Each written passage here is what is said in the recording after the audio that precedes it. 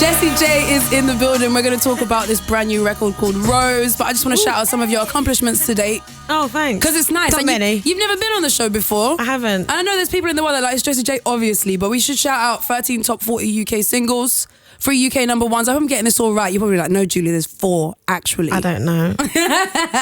One of the biggest stars in the UK, probably for me, personally, in my humble opinion, the best voice in the UK. Wow. You've been out of the limelight in Fameland for a while. Yeah. But you're here to talk about your brand new record. I am here to talk about my brand new record. First interview about your brand new record. First interview. You know what? It's a different feeling this time round. I'm weirdly calm. But I think it's because I've created the whole thing basically by myself. And it's not excited. It's I just feel really calm and really happy that I'm finally putting out music that I want to listen to at home. You seem really calm. Yeah.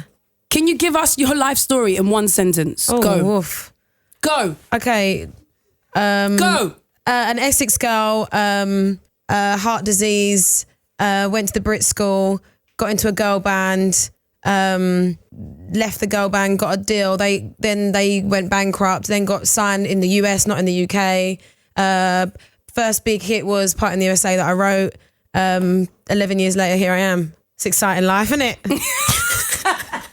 And now she's going to fall asleep. Exciting life, had a good time. No, it's time. It's nice time. We're broadcasting to over 100 countries, so I thought we should just reset and just do Jessie J from day one until now. Most uninteresting person ever. How is your heart now? Is it okay? I have the old wobbly heart, as I like to call it. I've got Wolff-Parkinson-White syndrome, so yeah, I'd struggle with it, but you just got to keep pushing.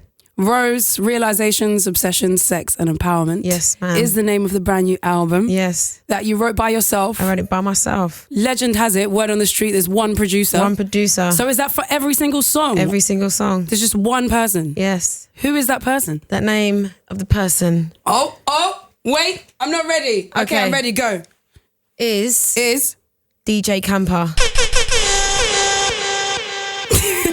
I like it. Do Camper like the horns? Yeah, he would love that. He actually would love that. I met him for a friend, and at that point I didn't want to do music. I was like, I'm done. I need a break. I just need to step away completely just to kind of work out where I'm at, because I was finding myself just spiraling into something I didn't want to do. And so I just needed to stop. You know, when you need to even though you want to be in a relationship, you know that you shouldn't be for a long time just to really settle again. It was that with music. We were in the studio in Psalm, and he was like, I've got this beat. And I was like, bruv, I'm not interested. Like, I really appreciate you. You're a super talented guy, but I just don't feel like writing. I'm just not ready to talk about I don't know what I'm saying. I was just like muffled, and your brain's just muddy. And he put this beat on repeat and left the room, came back, and I'd written Think About That. Who you off that day, please? A lot of people have pissed me off. I just need to know, because Fully pissed me off. Hear and think about that. I said someone's pissed off Jessie. It gets people in their feelings, Someone's pissed you off and you're not even about to let it go. It seems like, when people say keep it cute and mute. Yeah. It's like at the time, maybe you didn't erupt. No. But you was like, I'm just going to walk away from you. I think it was that I hadn't had closure on it. And from a lot of, different things in my life. And obviously a song is a song, and it's very true, and it's my diary, and no one can take it personally, really and truly. Like, in a moment when you're an artist, you take from life, and you have to live and go through things. And I heal my wounds by opening them. So, anyone that listens to it that thinks it may be about them, like, it's kind of saying more about you than me, really, Let's give some facts to your fans right now. Tell me 5 things about you and this album. It's very R&B and soul. It is literally my diary in melodies, in how I feel and where I'm at and where I was at. I mean, there's some songs that I even listen to now that I wrote like 4 or 5 months ago that I'm like, whoa, I'm not there anymore. Okay. But I'm glad that I diaried it, and and it's in there. The album starts with a prayer that I did, and I recorded on my phone, and I put it into a song. And where the album starts and where it ends is 2 very different places. Okay. Yeah, and musically it's so sick. The production is so sick. And you can hear it and think about that, and Not My Ex. He's great. Do you get scared that you're going to have to go through the journey where you have to talk about these things a lot all over again, sing about them again, take yourself emotionally to that place again? Yeah, I used to, but you get to an age, like, I mean, I'm nearly 30 now, like I got signed when I was 17. You kind of just have to accept as an artist that people often live in your past or what they pretend to be your future, and very, very, very rarely the present. Which can get frustrating. Yeah, but it is what it is, man. You get used to it. It feels so emotional. Not just the song, but I'm sure everything, like just parts about that I've seen about the album, whether you're posting a video or you're just talking about how you've been today. I don't know, I feel like even though you're saying that you feel calm about it and you feel comfortable, there must have been moments where you were just like in tears. Oh, please. On the floor. On stage last night. Had to stop. When I say I'm calm, I don't mean that's like consistently. Yeah. Like I've learned that I can be very impulsive and very reactive, and that has sometimes gone against me. So I've learned over the years, and in the last year especially, just to be still with my feelings. I can't even tell you how emotional this album is. Like, I mean, I've basically admitted to everyone that I gave up. That's a scary thing to say, but I also want to push that being vulnerable isn't being weak. And I just feel like a lot of artists don't really talk about how they feel and what they're going through. What was the moment in the show yesterday that made you cry? I changed the way I do my meet and greets. Yeah. So I used to do like 150 people, and it would be like 30 minutes of picture, bye, picture, bye, picture, bye. So I made it only like 25 people. And now they come into my sound check, so they get to see me do my thing and see me being frustrated or getting the sound right for something that wasn't right the day before, or listening to this, or being vulnerable. And then I come down and we stand in a circle. And I say my name and I say what I do or something, and something about me they don't know. And then I go around the circle.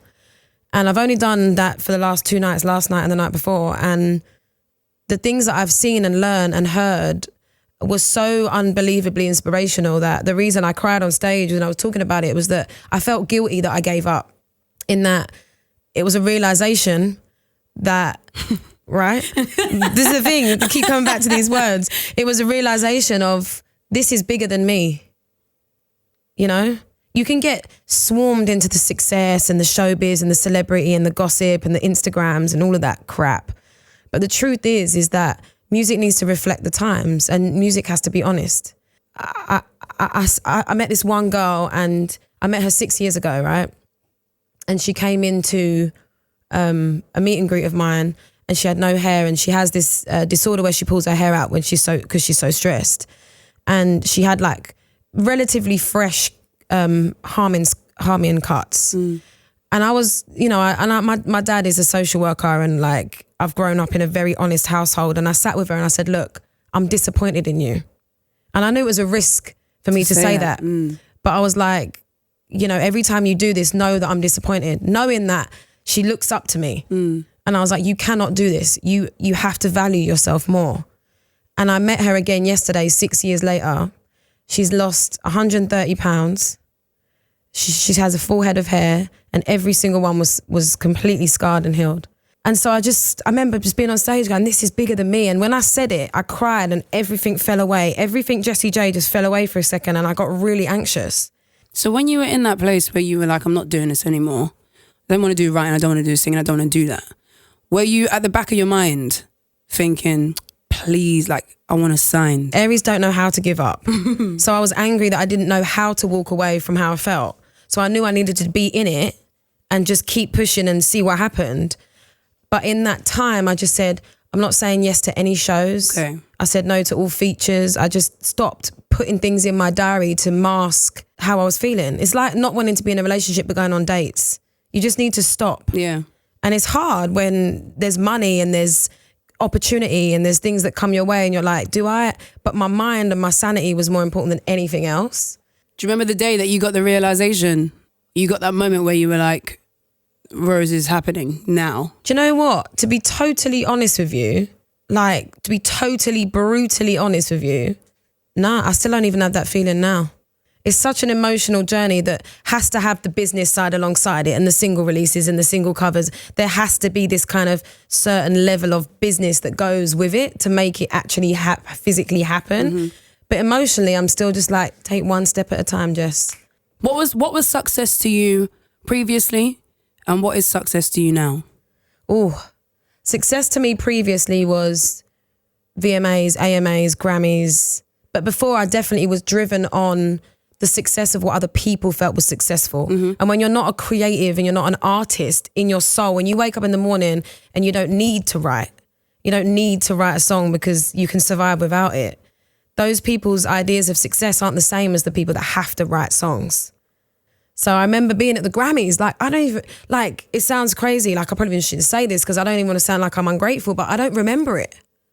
It was so unorganized and it was like an amazing moment, but I wasn't there. Tom Jones is one of my favorite, I mean, he's one of my good friends. I've known him for such a long time. But I remember I cried the whole way through the sound check because I didn't feel the song, you know, and so now I feel successful now, even if the music isn't on the top of the chart, because I'm waking up every day feeling comfortable with what I'm talking about, how I feel, who I am. And that's the biggest success that I think I've ever had in my life. CBS with Vince Staples. One of music's creative forces presents a pirate radio-style broadcast designated to illuminate and distract the mind. Section 8 Art House Broadcasting System. A grand experience of sound. Featuring old sweet tunes.